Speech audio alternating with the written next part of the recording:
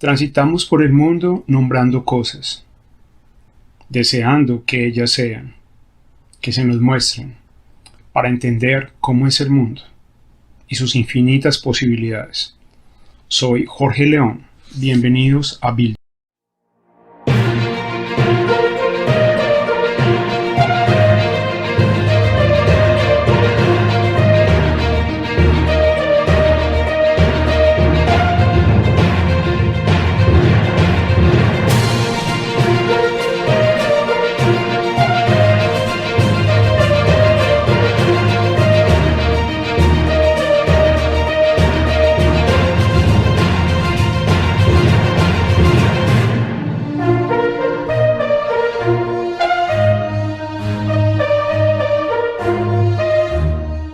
Hoy vamos a hablar de otras maneras de conocer.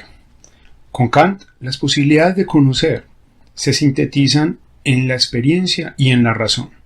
Maravillosamente logra reunir a los empiristas y a los racionalistas en una nueva propuesta.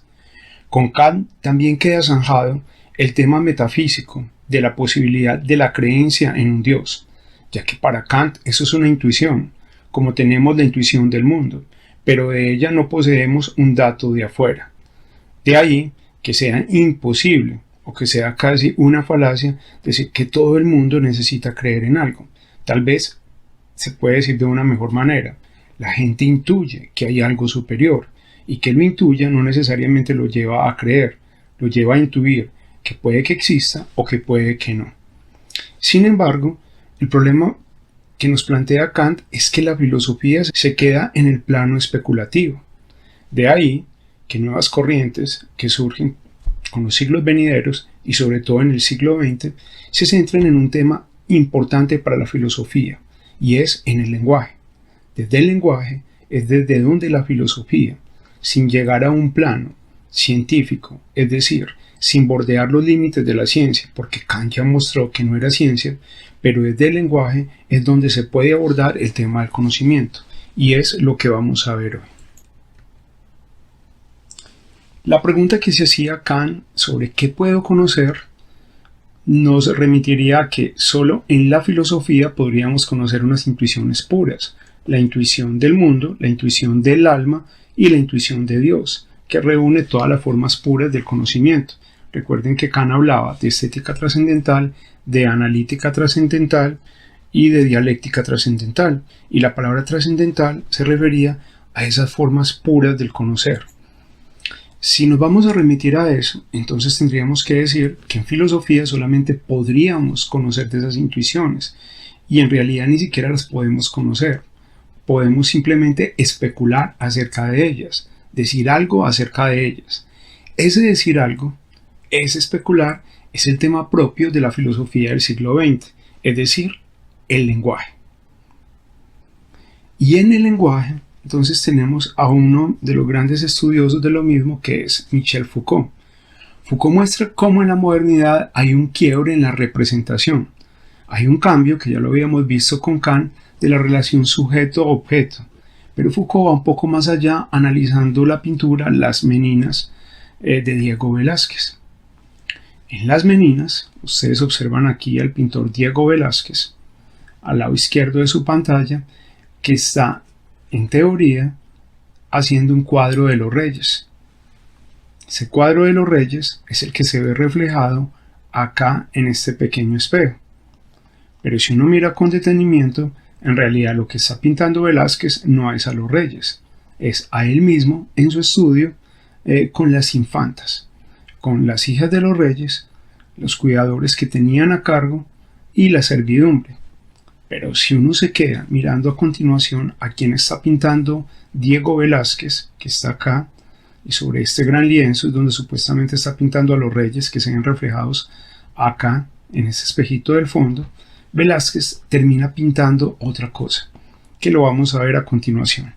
Entonces ahí tenemos la primera manera de conocer, o la primera forma de conocer en la modernidad, explicada de otra manera por Foucault.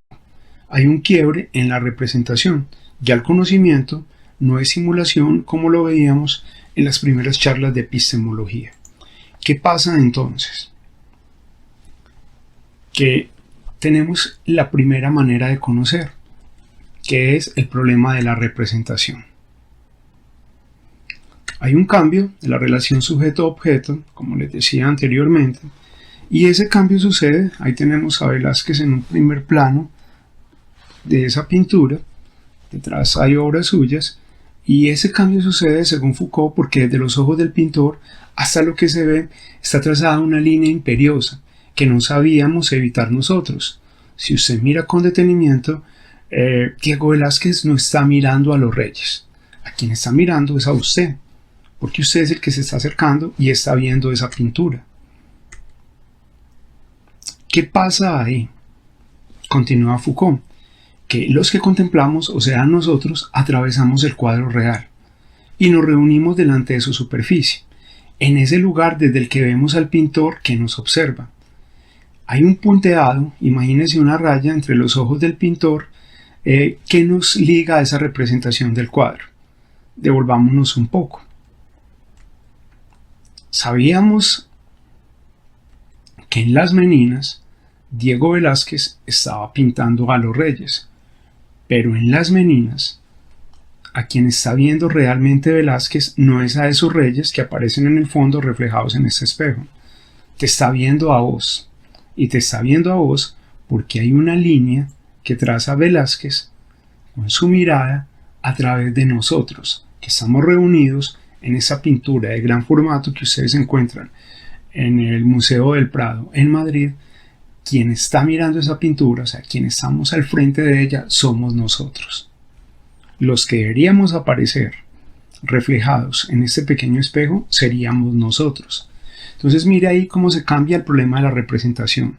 Nosotros dejamos de ser el sujeto pasivo que está mirando cómo ese objeto se le devela, algo que ya había mostrado Kant. El objeto no se puede conocer en sí mismo, pero en esta pintura Foucault maravillosamente muestra que no es solamente el objeto el que se nos va a revelar a nosotros, o sea, que el sujeto ya cambió, que el sujeto es quien se apropia del conocimiento, y que conocer aquí implica, como decía Kant, la manera como nosotros, o los sentidos con los cuales nosotros captamos ese objeto. Pero Foucault va más allá. Foucault dice que hay un quiebre en la representación, porque lo que usted está conociendo no es a Diego Velázquez que está pintando a esos reyes que están reflejados en el fondo. Lo que está pintando Diego Velázquez es a usted mismo. Y si es a usted mismo, ese cuadro va a cambiar infinitamente. Entonces, el sujeto acá no solamente está conociendo con los sentidos que tiene en ese momento para conocer el objeto. El sujeto lo que está haciendo acá es una representación diferente de esa manera de conocer. Yo soy quien se apropia de ese cuadro y que estoy viendo esa relación que estoy estableciendo con ese objeto. Esa relación Foucault la define que está marcada por esa mirada, la mirada que tiene Diego Velázquez con nosotros, porque afuera de la pintura no están esos reyes que él está pintando. En teoría deberían estar esos reyes, pero afuera de la pintura el que está es usted. Miremos con más atención. Entonces ahí ya nosotros estamos, como dice Foucault, ligados a esa representación irremisible del cuadro. Nosotros que estamos viendo la pintura, nos percatamos que estamos dentro de ella, o que hacemos parte de ella mejor. ¿Qué pasa entonces? Que el objeto deja de ser lo representado. Es decir, acá lo que tendría que aparecer en la pintura son los reyes. Y nosotros que somos sujetos nos convertimos en objetos del pintor. Foucault va más allá de la explicación de Kant. Foucault muestra cómo en la modernidad esa relación entre sujeto y objeto no depende solamente de la experiencia y de las formas puras, es decir, de la intuición con la que nosotros nos acercamos a eso. Esa relación sujeto-objeto cambia totalmente y por momentos nosotros nos volvemos también en objetos de ese pintor. Eso hace que la representación cambie de manera casi que infinita. Y la simulación, como habíamos visto en las primeras clases, desaparece. Porque en teoría, recuerden que en la Edad Media, Para que una cosa se conociera, debería ser lo más parecido a esa cosa que existe afuera. En otras palabras, si yo voy a pintar una manzana, esa manzana o ese paisaje debería ser casi lo más exacto a eso que hay afuera. Aquí la simulación desaparece porque lo representado no es solo lo que aparece en el cuadro, es el sujeto mismo que conoce que ahora es objeto representado, dice Foucault, y es un juego entre objeto y sujeto continuamente representados. De ahí que la representación es cada vez diferente. Miren acá, en este detalle. Diego Velázquez en teoría está pintando a los reyes que están al frente, pero ¿quién es el que está al frente de esa pintura? Usted. Y si es usted, y después viene otra persona diferente a usted, esa representación cada vez cambia más, y cambia de una y otra manera, porque el que está pintando es a usted, no a los reyes. Velázquez entiende todo ese cambio epistemológico, todo ese cambio en la manera de conocer que hay en la modernidad. El sujeto se abre a un espacio en retroceso donde formas reconocibles se escalonan dentro de esa claridad que solo a ellas pertenece, entre todos estos elementos destinados a ofrecer representaciones, pero que las impugnan, las hurtan, las esquivan por su posición o distancia. Solo éste funciona con toda honradez y deja ver lo que debe mostrar. De ahí que la representación cambie una y otra vez, porque nunca va a ser la misma, porque depende de la posición y de la perspectiva con la que yo mire, porque la representación de la pintura será diferente, por la manera como me acerque yo a ella, y ahí retomamos parte de Kant. Esas posiciones, dice Foucault maravillosamente, se hurtan, se impugnan, porque nadie tiene la representación real. Y es maravilloso. Aquí, en este pequeño espejo, que es donde se están reflejando los reyes que en teoría Diego Velázquez está pintando porque están fuera de ese cuadro, es decir, son ellos los que están delante de la pintura. Aquí, si Diego Velázquez nos quisiera jugar una broma, deberíamos reflejarnos nosotros, es decir, que Velázquez hubiera introducido ahí un espejo real para que usted entendiera que cada vez esa pintura tendría que ser diferente. Y de hecho, lo que usted ve ahí son unas imágenes borrosas, porque eso es lo que cambia en la realidad. La realidad no es nítida, y en la realidad se superponen una cantidad de interpretaciones, de hechos, y no podemos hablar entonces ahí de una única perspectiva de las cosas, ni de una verdad absoluta. Es impresionante lo que logra Velázquez y lo que Foucault logra ver después en esa pintura. De tal forma que hay un juego de la representación, que consiste en poner la una en lugar de la otra, en superposición inestable, es decir, siempre, este espejo que está en el fondo va a ser la representación de quien mira, y eso siempre va a cambiar, infinitamente, porque el observador va a ser otro, y va a llegar siempre a mirar la pintura en otras condiciones.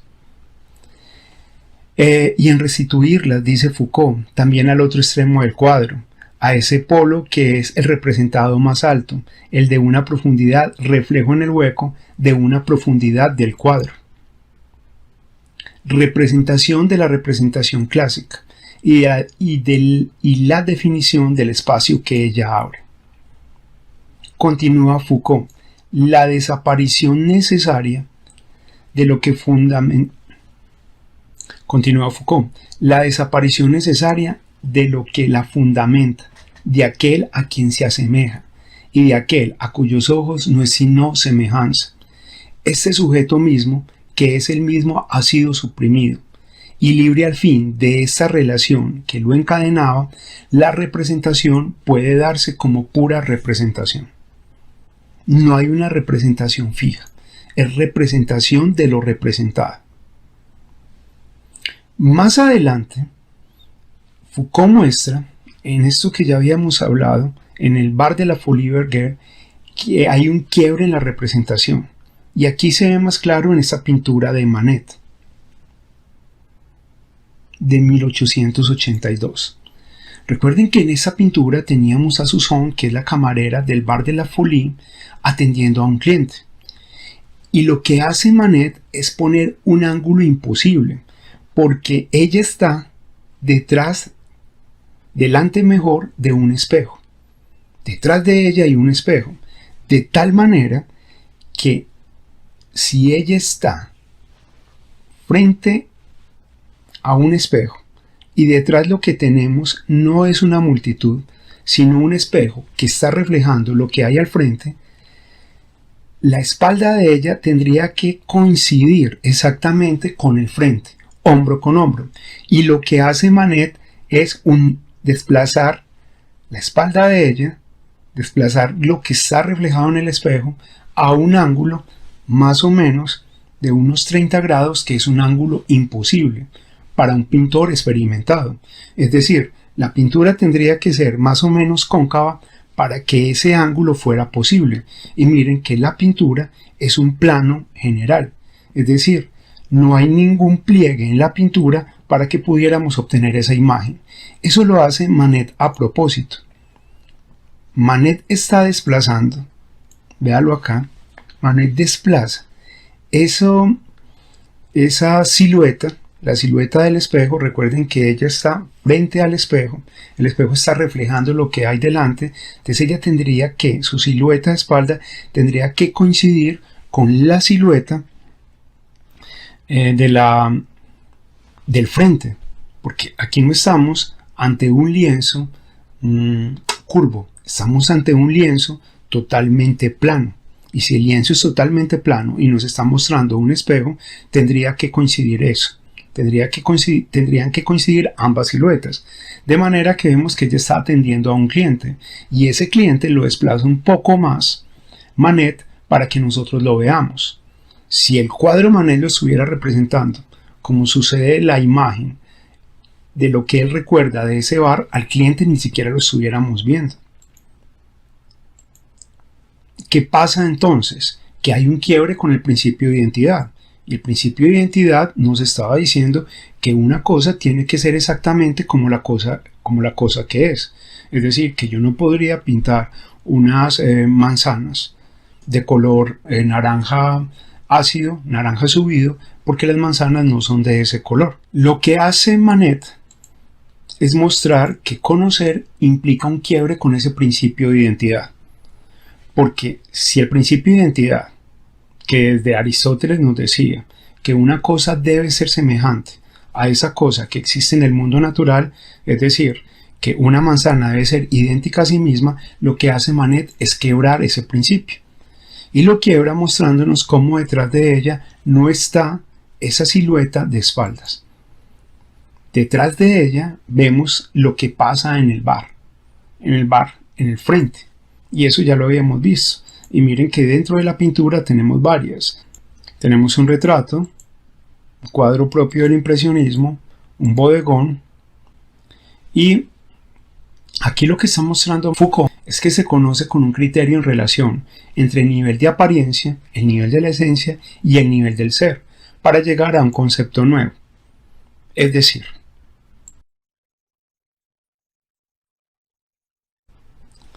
en el bar de la Folie Bergère, si la pintura estuviera hecha para mostrarnos lo que está pasando, Susan y su cliente prácticamente no se estuvieran viendo, no se estuviera viendo la parte detrás de ella. Entonces, si se quiebra el principio de identidad, y lo que propone Michel Foucault es que se conoce con un criterio de relación entre el nivel de la apariencia, el nivel de la esencia y el nivel del ser, para alcanzar un nuevo nivel que es el nivel del concepto. Mire que ya hablamos del lenguaje, así como lo veíamos ahorita con las meninas. Entonces lo que pasa acá es que lo que vemos detrás es otra pintura. Ahí hay un quiebre con el principio de identidad. Susan no se está mostrando en realidad detrás del espejo, fue desplazada, y ahí ya tenemos otra pintura. ¿Quién entonces en realidad está conversando con ella? No es este señor. Quien está conversando con ella, porque miren que fue desplazada, miremos acá la flecha, esta silueta tendría que estar en realidad detrás de ella. Quien está conversando con ella somos nosotros.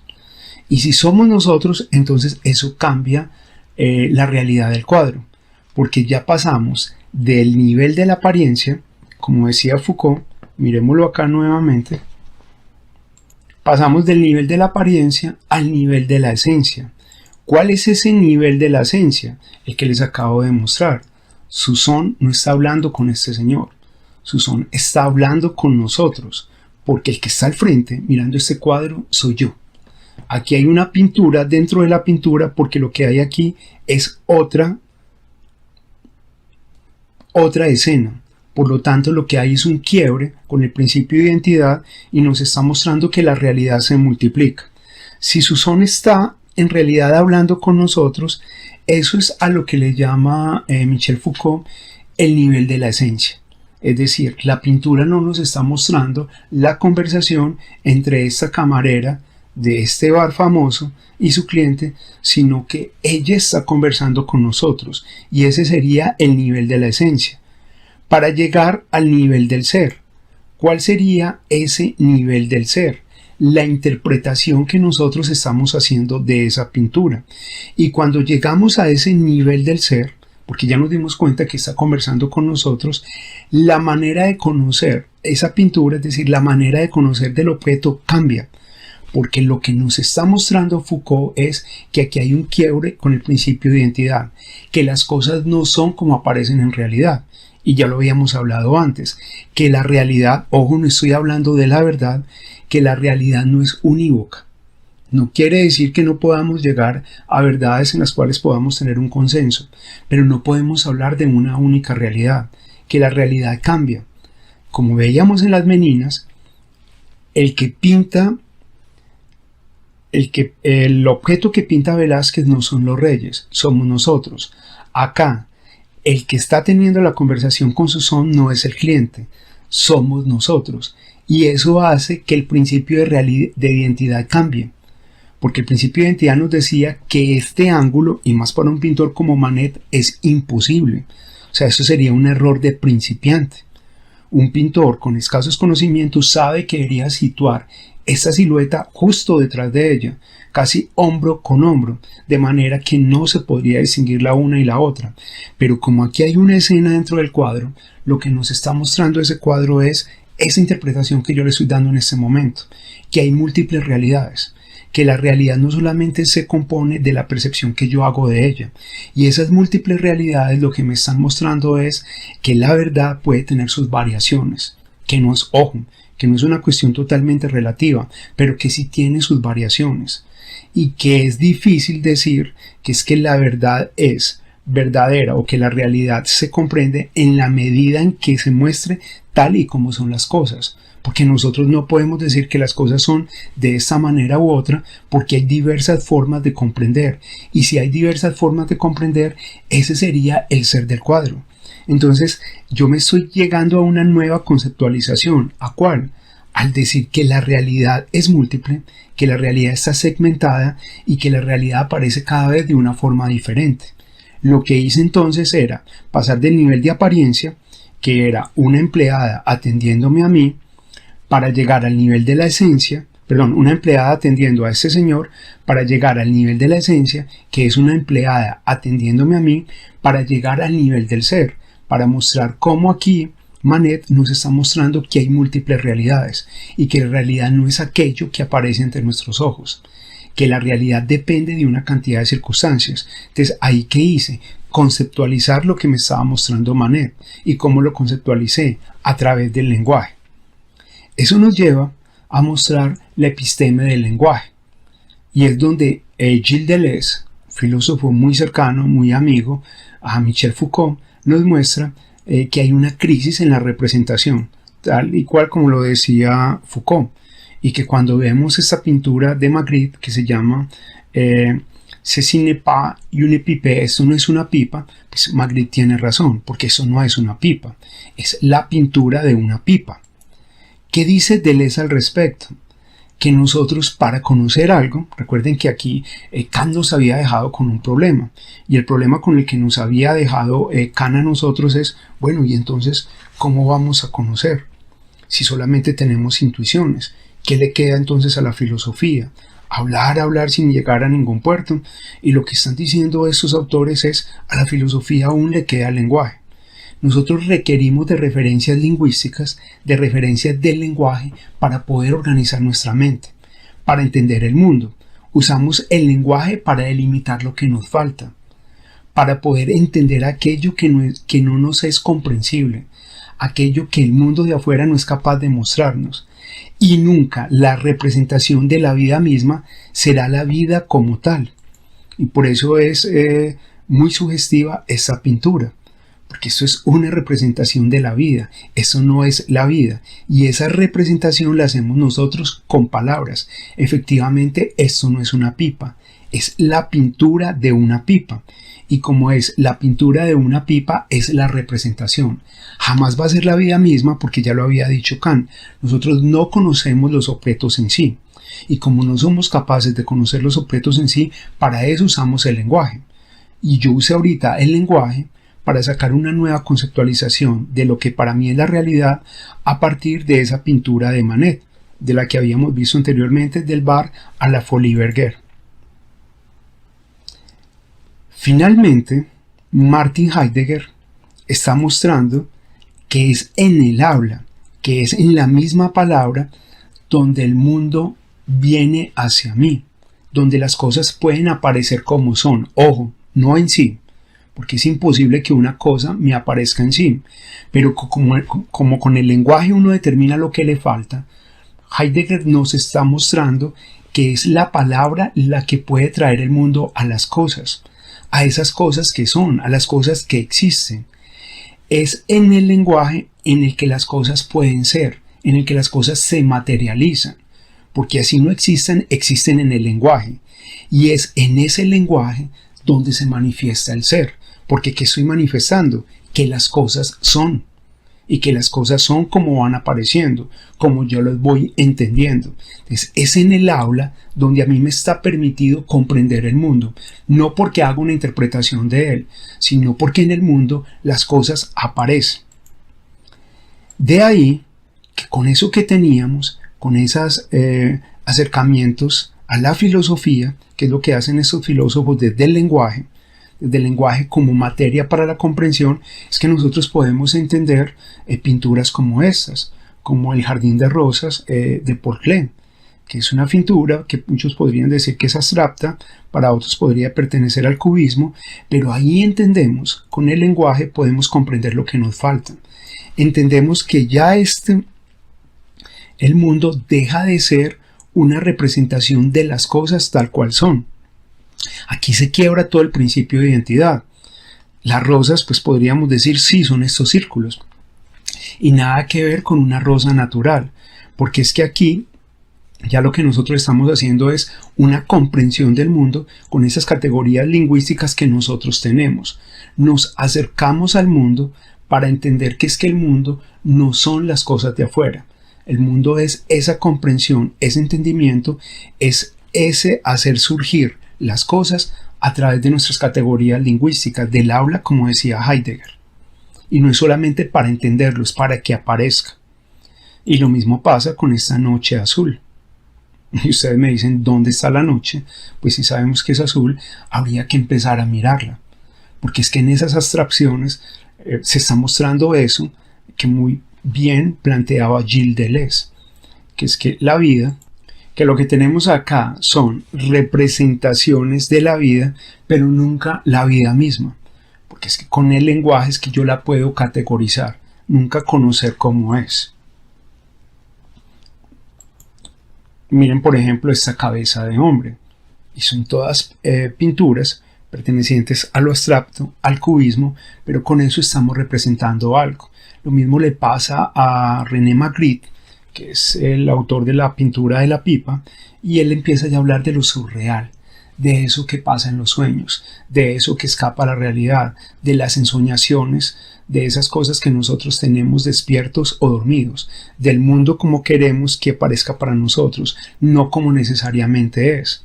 Y es que el mundo nunca va a ser una cosa exacta para todo el mundo, para todas las personas mejor. Esas expresiones de lo surreal lo vemos, por ejemplo, acá en Los Amantes del 28, que es maravilloso. ¿Y por qué están cubiertos? Pues porque casi siempre las relaciones, el affair entre dos personas, una infidelidad, pues está encubierta, pero también por algo más significativo, porque el amante no puede conocer en realidad quién es el otro, porque si no se termina enamorando de él. Alguien podría decir también, porque es que los sentimientos deben estar cubiertos, porque cuando los desnudas, entonces te conocen en toda tu fragilidad. Y otra persona podría decir, es que el amor es una cuestión escondida, es algo que se empieza a develar y les queda cubierta en la cabeza porque ya empezaron a descubrir otras partes. O con ese que se llama violación del 34. Y miren, del año 1934, y miren que es un rostro de una mujer, pero a la vez es un cuerpo, y es un cuerpo con sus zonas erógenas, y es un cuerpo en la cara. Entonces ahí me están diciendo muchas cosas, es un cuerpo en el rostro, o este Golconte, que es una lluvia de hombres, una lluvia totalmente surreal, que es el mismo Magritte, una y otra vez representado, o este que se llama Hijo del Hombre, y en lugar de tener un rostro tenemos una manzana, como si Magritte se estuviera presentando precisamente como el primer hombre, como Adán. A lo mejor si Magritte estuviera acá nos estaría diciendo, no, ustedes no están entendiendo nada de lo que yo digo. Pero si vemos esto a la luz de Heidegger, Heidegger está diciendo, ahí lo que está es surgiendo un ser, un ente, una cosa. Y esa cosa surge como ser porque la podemos hablar, no porque la estemos comprendiendo, sino porque al hablarla ya está apareciendo. En Kandinsky, tenemos un expresionismo abstracto y lo podemos ver aquí en la curva dominante. Entonces miren que prácticamente todo este paseo por las pinturas era para mostrar cómo esa epistema de la representación va cambiando, cómo va cambiando la epistema de la historia, cómo el lenguaje no nos está mostrando el mundo tal cual es, pero es con esas categorías que nosotros lo podemos conocer. La curva dominante puede estar en muchas formas, o esa composición del amarillo, azul y rojo. Es una pintura totalmente abstracta. Y alguien podría decir, veo ahí el rostro de una persona, o ve usted muchas cosas.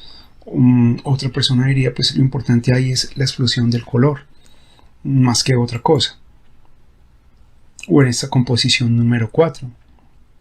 Esto lo hace cualquiera, podría ser alguien, pero si miro con detenimiento, hay una armonía en las formas y hay una armonía simétrica, en una cantidad de líneas que no son necesariamente líneas trazadas milimétricamente con regla, pero que sí nos están mostrando cómo el universo es caótico y que esto no es solamente la expresión de un niño pequeño, pero que en esa armonía y en ese caos hay orden. O en esta composición número 10. Que ustedes alguna vez la vieron popularizada en muchos cuadernos, de esos con los que se iba al colegio. Esta pintura de esta señora que toca violín, y si ustedes miran aquí hay un niño horrorizado y hay un vientre abierto, y aquí podemos ver la imagen de un caballo, pero también como la muerte se acerca. Entonces miren acá el durmiente, y este durmiente es una mujer porque vemos sus senos, y un vientre que está abierto por un nacimiento que no pudo ser, o que pudo haber sido un aborto, y hay una sinfonía triste que se diluye. Salvador Dalí, que antes pintaba las cosas como aparecían, llega un momento donde dice, bueno, me cansé de pintar la realidad como es, sobre todo porque a él le toca la guerra civil española y le tocan muchos de los horrores de la guerra. Entonces dice, ¿por qué no pintar mejor el mundo como me aparece a mí en los sueños? Entonces mire que aquí está la durmiente, que es esta señora, pero que ha sufrido un dolor. Y el que está hablando acá es el cuerpo. Y hay un niño horrorizado por lo que le pasa. A lo mejor es su hijo.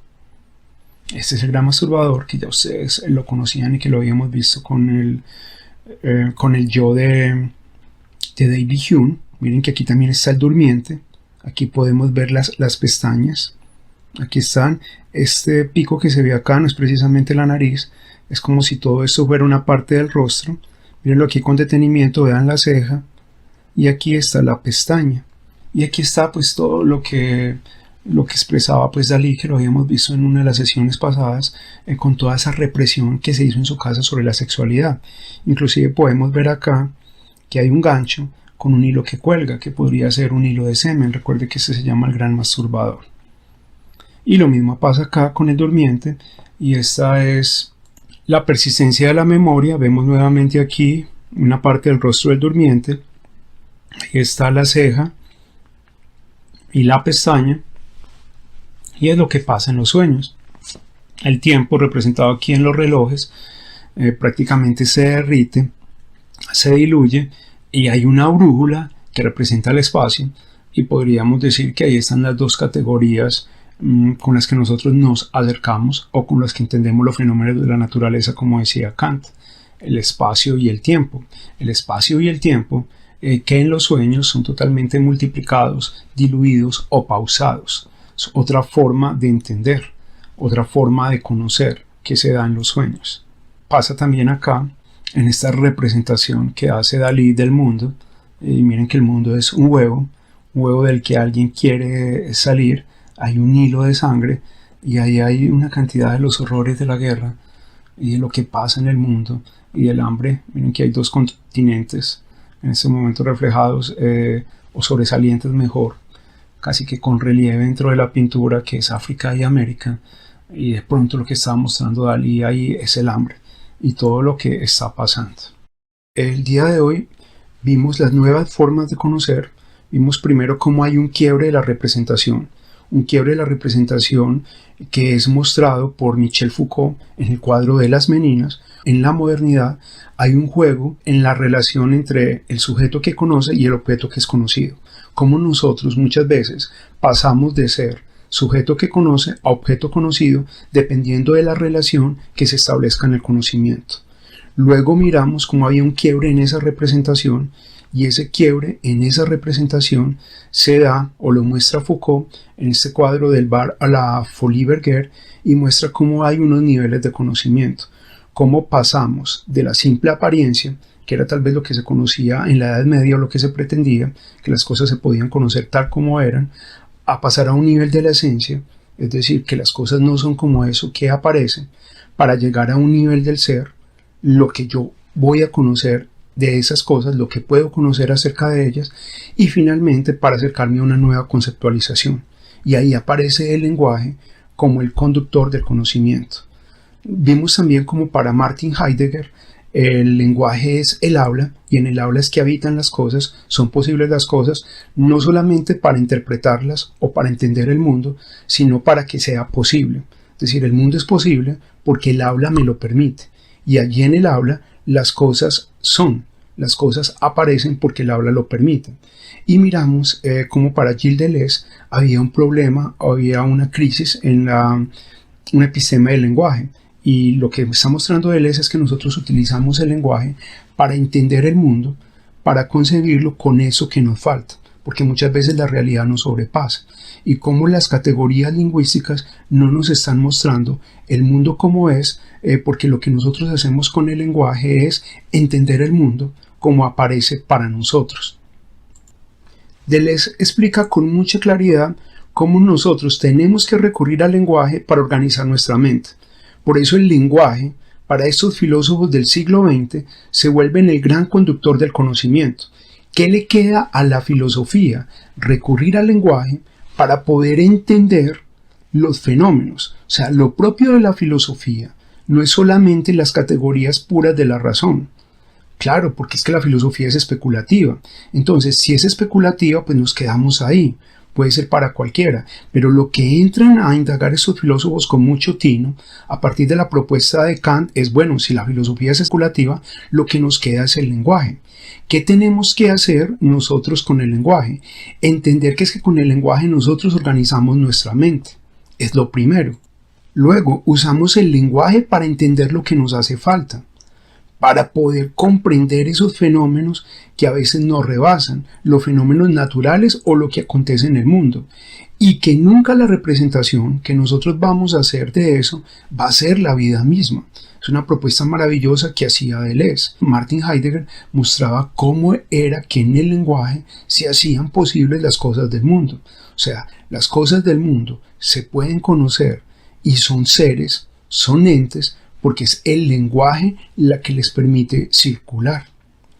De tal manera, se enfrenta a una posición. Si con el lenguaje es que nosotros estamos entendiendo el mundo, la pregunta entonces que surge es, ¿cómo hacemos nosotros para poder que el otro nos entienda? ¿Cómo estamos seguros nosotros de que la otra persona nos está entendiendo si hay tantos lenguajes, si hay tantas maneras de comprender y si hay tantas maneras de acercarse a un problema? Con esas inquietudes los dejo y nos vemos en una próxima oportunidad.